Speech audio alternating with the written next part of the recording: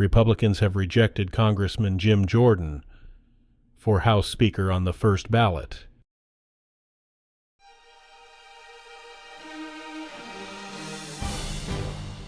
Today is Wednesday, October 18th, 2023, and this is The Dunkley Report. Republicans have rejected Congressman Jim Jordan for House Speaker on the first ballot. A second vote was shelved Tuesday as the staunch ally of Donald Trump works to shore up support, signaling more turmoil ahead. Clearly, not all Republicans are ready to elevate Judiciary Committee Chairman Jordan to a central seat of U.S. power, second in line to the presidency. 20 Republicans voted against him. Some are still upset over Kevin McCarthy's sudden ouster as Speaker 2 weeks ago. Democrats say it's time for a bipartisan path to reopen the House. But a win for the Ohio congressman would show just how far the GOP's once far-right flank has moved into the party's mainstream. The war between Israel and Hamas is raising fears about rising hostility across the United States.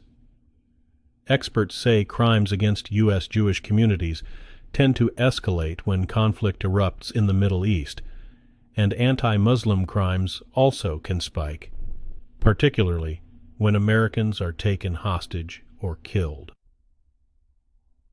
In Illinois, a landlord is accused of attacking a Palestinian-American tenant and her son with a knife on Saturday because of their Muslim faith, stabbing the 6-year-old boy to death and seriously injuring the mother. The sheriff, prosecutors, and family all said the boy and his mother were targeted for being Muslim.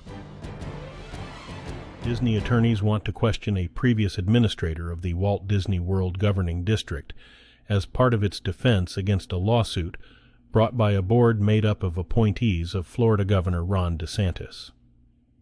Disney attorneys said Monday that they had subpoenaed John Klass.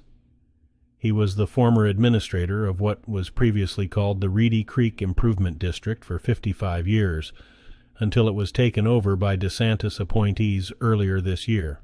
After the takeover, Klass was replaced by a DeSantis ally. The takeover of the district came after Disney publicly opposed a state law banning classroom lessons on sexual orientation in early grades. The Commerce Department has updated and broadened its export controls to stop China from acquiring advanced computer chips and the equipment to manufacture them. Tuesday's revisions come a year after the export controls were launched to counter the use of the chips for military applications, including the development of hypersonic missiles and artificial intelligence. Commerce Secretary Gina Raimondo says the export controls are intended to protect technologies that have clear national security or human rights implications. China has appealed for concrete actions by Washington to improve relations, a reference to Chinese pressure for changes in U.S. policy on technology and other issues.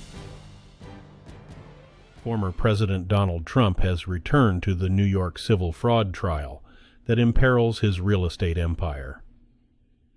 He watched and deplored the case Tuesday as an employee and an outside appraiser testified that his company essentially put a thumb on the scale when sizing up his property's value. New York Attorney General Letitia James' lawsuit alleges that Trump and his company deceived banks, insurers, and others by massively overvaluing his assets in financial statements used to make deals and get financing. Trump denies any wrongdoing. He says his assets were actually undervalued. He also says banks and other recipients were told to check out the numbers themselves.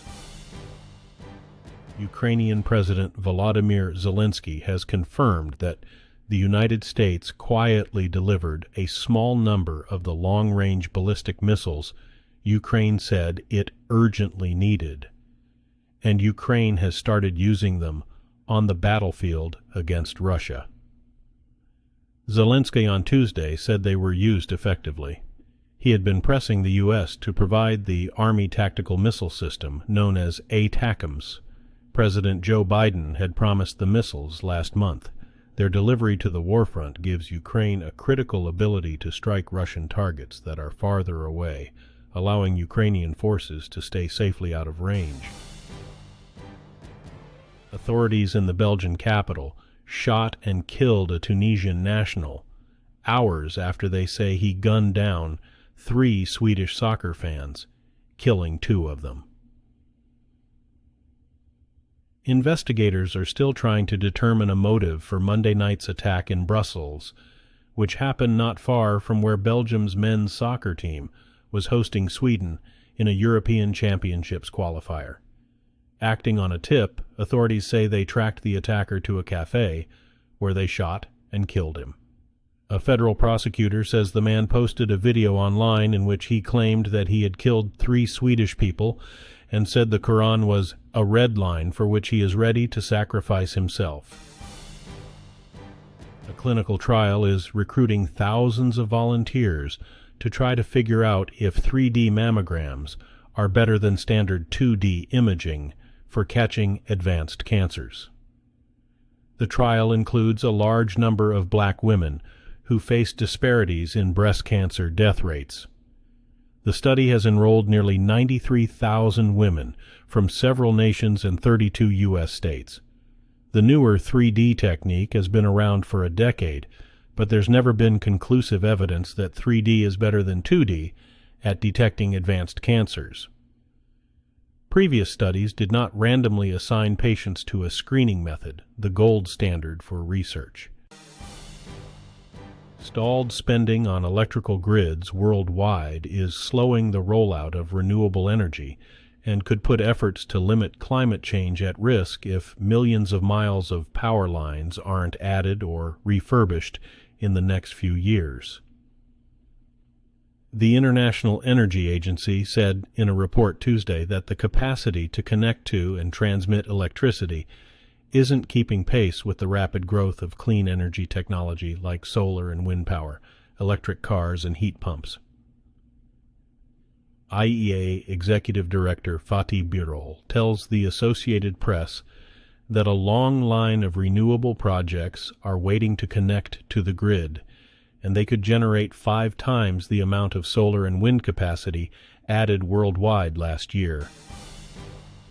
Killers of the Flower Moon is an audacious big swing by Martin Scorsese to continue his kind of ambitious personal filmmaking on the largest scale at a time when such grand big-screen statements are increasingly a rarity.